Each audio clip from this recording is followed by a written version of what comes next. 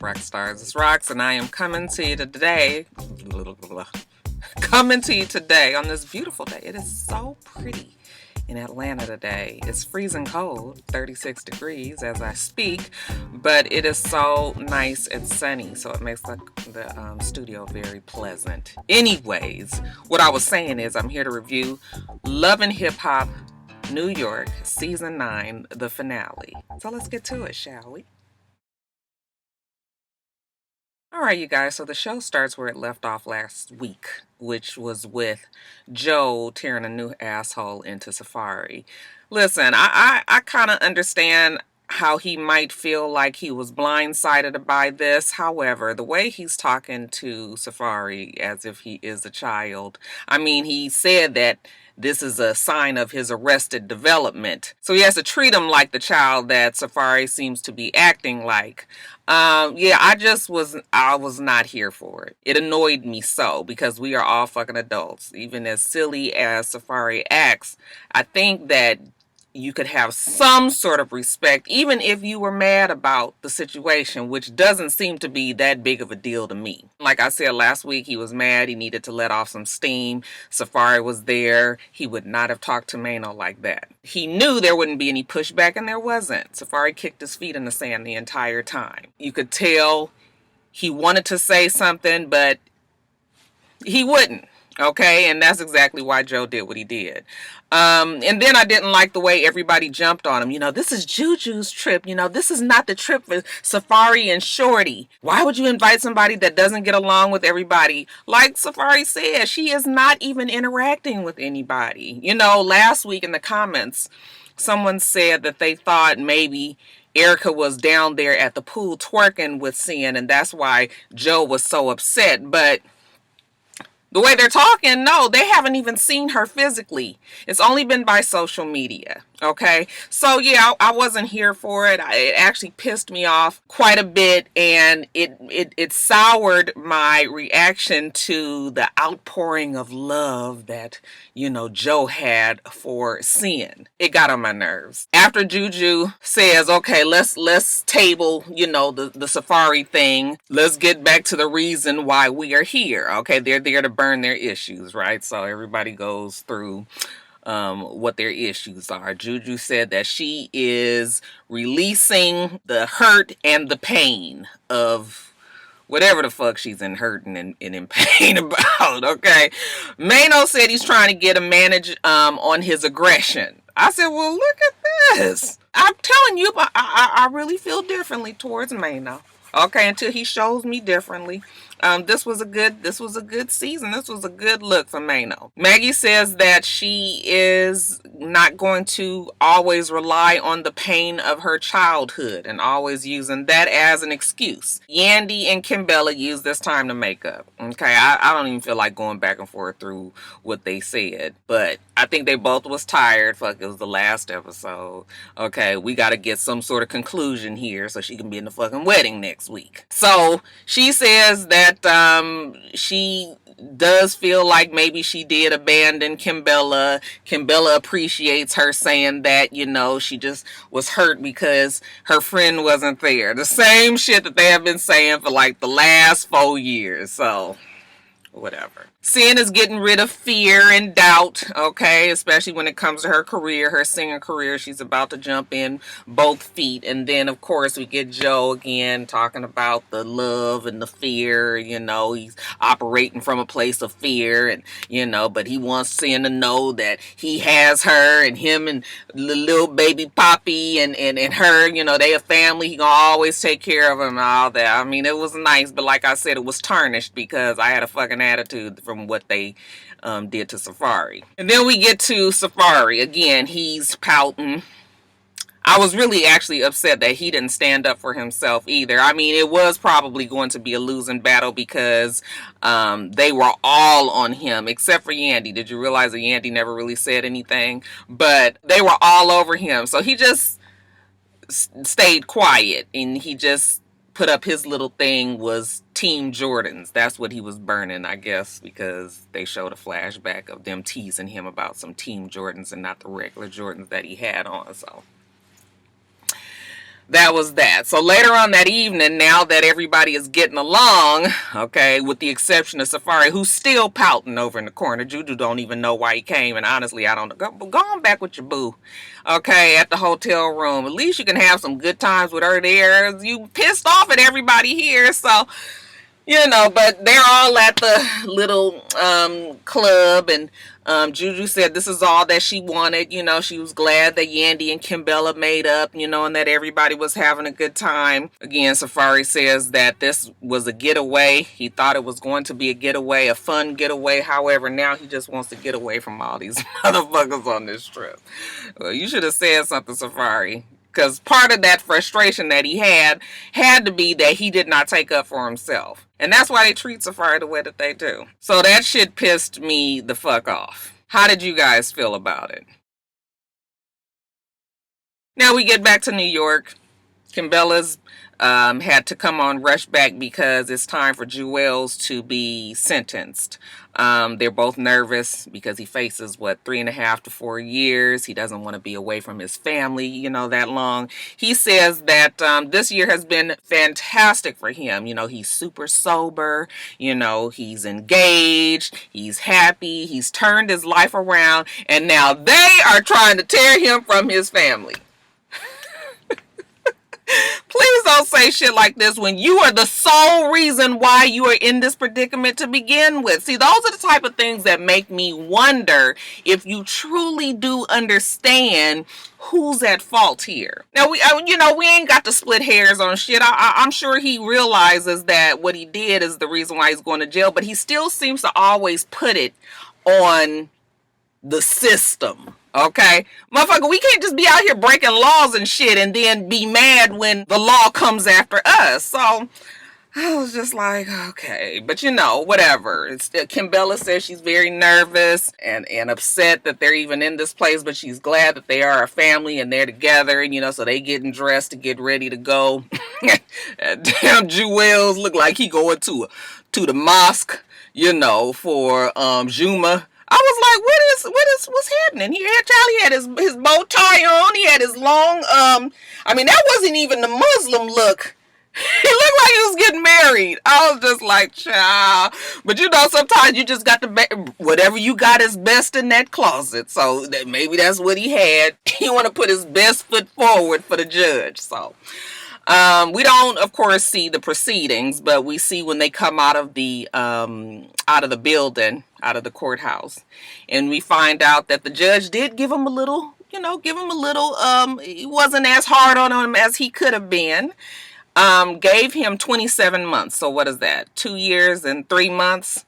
This is federal time, so I'm imagining he's probably going to, do most to all of that time. And I guess he's a little relieved because, he could be gone for 4 years, so he's not going to be gone that long away from his family. But, it's still a bummer. Kimbella tells us that she's heartbroken, but at least she can look forward to her wedding day. It's coming up very, very soon. He doesn't have to report for a few weeks.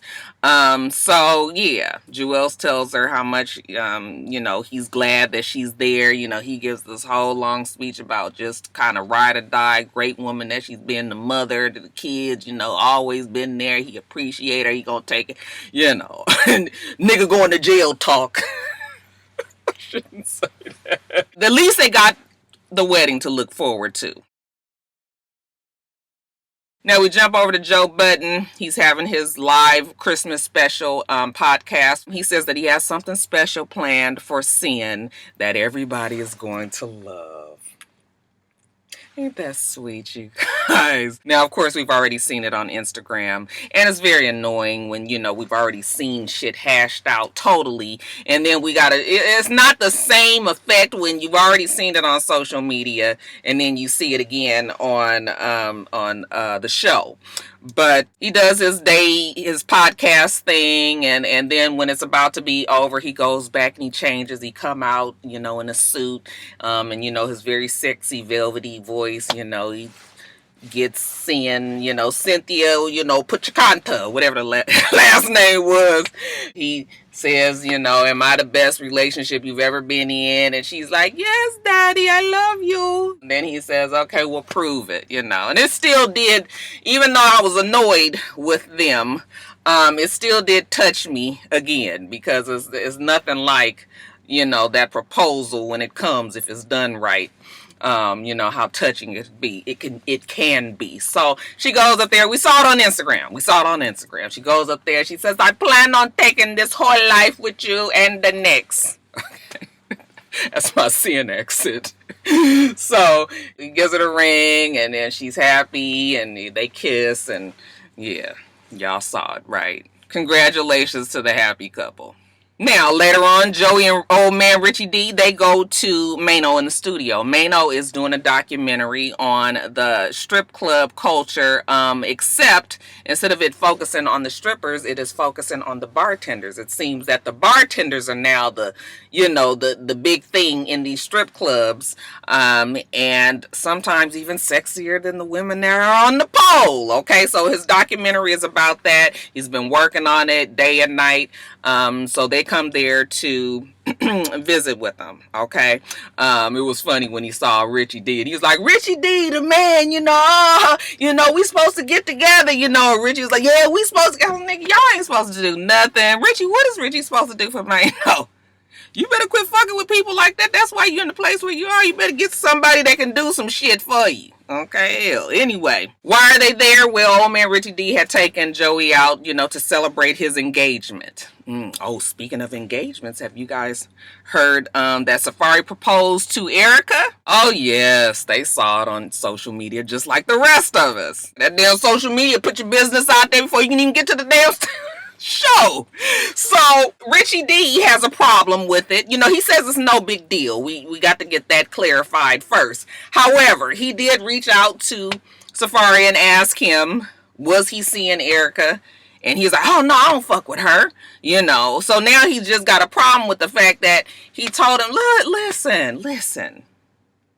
Again, yes, it would be cool if you can get a heads up, but nigga, it is not all that big of a deal. I mean, you can kind of see why he wouldn't tell people that he was seeing Erica. Erica ain't the most favorable person. She got a lot of enemies out there. Motherfuckers don't fuck with her. He fell in love with her in 2 days, nigga. So, all of the naysayers and the negativity that's gonna come with him admitting that he's seeing her, especially to somebody like a Richie D who was involved with her before. And so, I can see why he wasn't big on telling everybody. And it could have just, the way they fell for each other so quickly. And you guys trust me, I still believe that the relationship is not gonna make it. But that's neither here nor there. As long as them two think that they shit gonna be together, that's all that matters. I just feel like people could cut him a little slack on not saying anything because of the circumstances. Erica ain't just your, homegirl that you met at the church.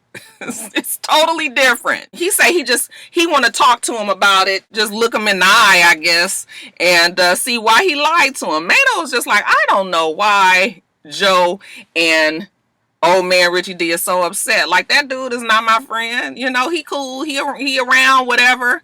Maino having this event coming up, and he invited Safari to it. Because as far as he concerned, he ain't no friend, he ain't no enemy, he just Safari, like, whatever. Like, y'all all vested in this friendship like it was something serious, and that shit wasn't even real. Okay, well, as far as I was concerned, I really thought that Joe and Safari had forged a friendship. I never thought that Safari and old man Richie D was anything. So,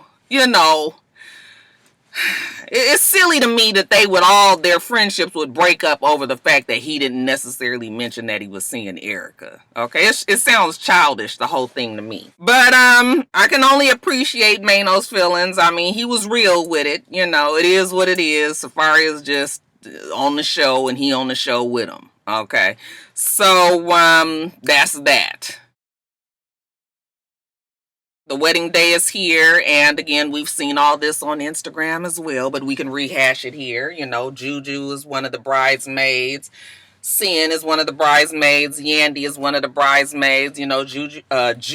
Wells is happy that his son Juju is also in the wedding. He's happy that his brother and Kimbella have put aside their differences for the, the big day. His mama's there. She's happy for her, and we saw everybody looked quite happy. Kimbella tells us we don't know how long she waited for this. That girl, we know.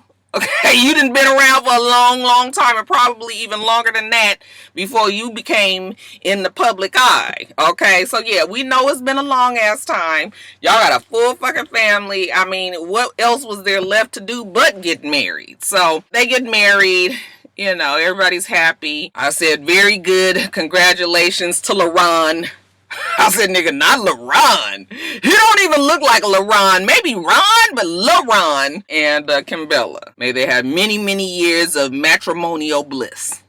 Now, Maino's screening of his documentary, everybody is there. He invited everyone, and everybody seems to be impressed with the documentary. Maggie says she is so proud of him. He's been working on it, day and night. She's glad to see it finally come into fruition. So after they all see the documentary, and, everybody branches off in their little groups, the girls, which is Sin and Yandy and not Kimbella, Sin, Yandy, Maggie, and somebody else maybe. They're talking about Sin. Congratulations to her. She's engaged, See her ring is beautiful.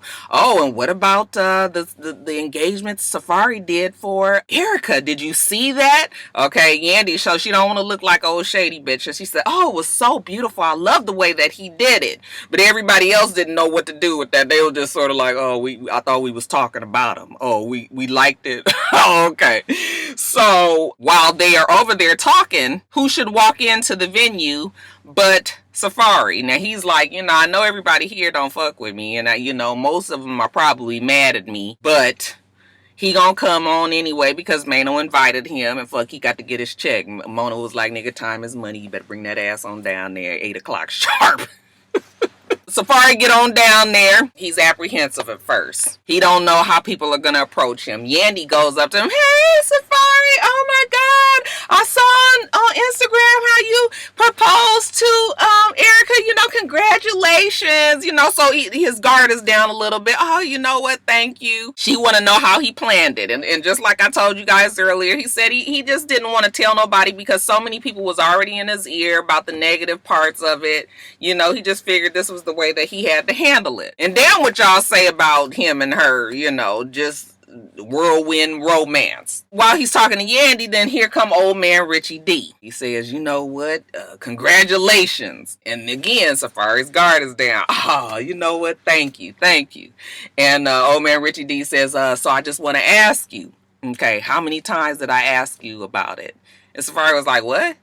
How many times did I ask you about Shorty, about Erica? He was like, you never asked me. Yes, I did. How many times did I ask you? Safari was like, you know what? I'm about sick of this shit. Okay, motherfucker ain't came here for this. He take off his mic. This shit is whack. All right, and I'm not fixing to sit here with this, and he walks out. Again, I don't like the way that they did that. We did hear when he was talking to Yandy that he's actually moving to Atlanta, so now he gonna be on the Atlanta franchise, and really Safari might be the damn MVP. This motherfucker has hit every franchise with the exception of Miami. Okay, in the Love and Hip Hop franchise. He's hit every city in the Love and Hip Hop franchise. Who else has done that? I guess old man Richie D might be that one too. But yeah, successfully has gone from franchise to franchise, city to city, and so more power to them. If they like it, I love it. Yeah, I see some of these little hurt feelings between these grown ass men, and whatever threat that they might be feeling, even if they feel like it was just on GP and that, because of their friendship, he should have said something. I still don't think it's anything that needs to be taken this far. Okay, let the motherfucker be happy in his relationship with the damn girl. So first we got Maino. Maino said he's still doing his thug thizzle out there, trying to get his work out there, his music and his documentary. He's into filming now. And he gonna make sure that he keeps Maggie by his side. Nothing is holding him back. Alexis Sky says God is on her side and she is continuing her career. Okay, without Treyway, just got to refocus, regroup, and change up the way. But you know what? There is no limit to the sky when the sky is the limit, or some shit that she said, a little twist on play on words. Child, we saw Sydney Starr. I was like, damn, I forgot all about Sydney Starr.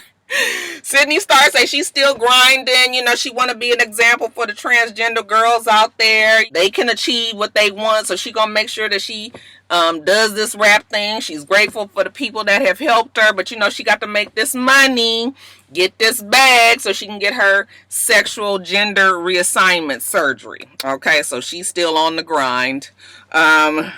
We see old man Richie D.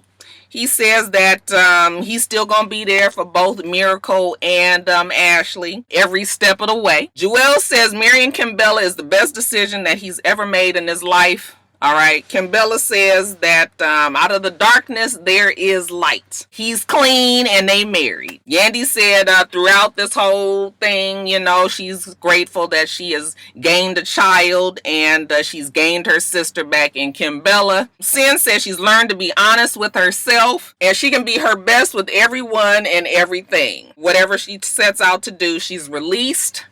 Okay, and life has been good because of it. She is marrying the love of her life. She has her baby, she's happy. Joe said that he kept it real with his partner and he will never give up his family. Ever, ever, ever. He is in this for the long haul. Then lastly, we see the golden child being born. Remy Ma and Papoose welcoming in their new baby. They named her Reminisce. So I was like, isn't that her sister's name? Seemed like one of them. Yeah, I think her sister's name is Reminisce. But anyway, they named her Reminisce as well. They're happy, black love always trumps all, and congratulations to them. And that is how Love and Hip Hop New York ended for season 9. All right, rock stars, so that is it. Gotta do Love and Hip Hop Miami now. Make sure that you rate, comment, and subscribe to the channel. I'm itsrox. The channel is for itsrox, and everything else I do will be in the bottom bar. All right. So I hope that you have a wonderful, wonderful rest of your day, and I plan on doing the same. Till next time, rock stars. Bye.